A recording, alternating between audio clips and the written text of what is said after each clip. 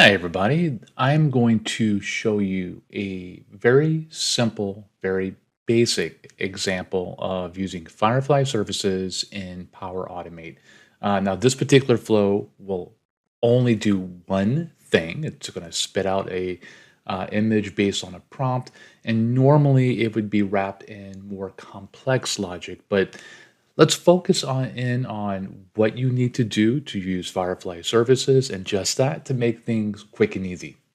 So I start off with three different variables that I'm going to initialize. The first two are my client ID and client secret. Those are my credentials. I'm not going to click on that because I don't want to show you those values. My third one is the actual prompt. And again, in a more complex flow that's in production, this will probably be dynamic, perhaps. But in this case, I simply have a string of a photo of a empty beach at sunset, starry sky. Now, the first thing we need to do is get our access token. That's going to be an HTTP call, and this is all documented in our API reference where I pass in my credentials.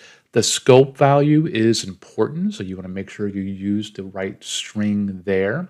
But then that gets sent, and then in response, I get a JSON object that's going to contain my access token.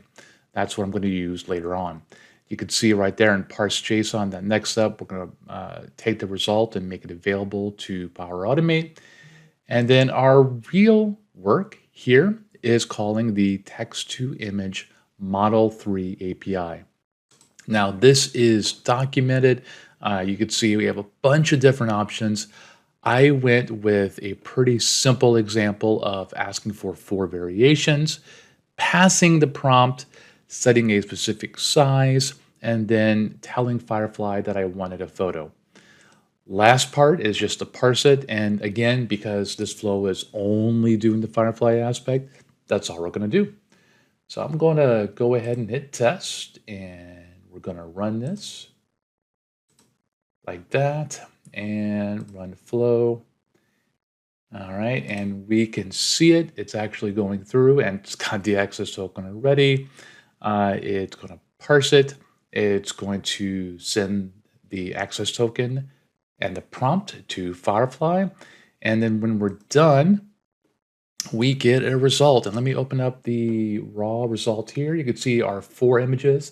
With these URLs, I could write something in my flow to download that or work with it. But for now, we'll just take a look at one, and you could see an example right there. So again, this is the bare minimum amount of work you need to do to work with Firefly services. Give this a shot and let me know what you think.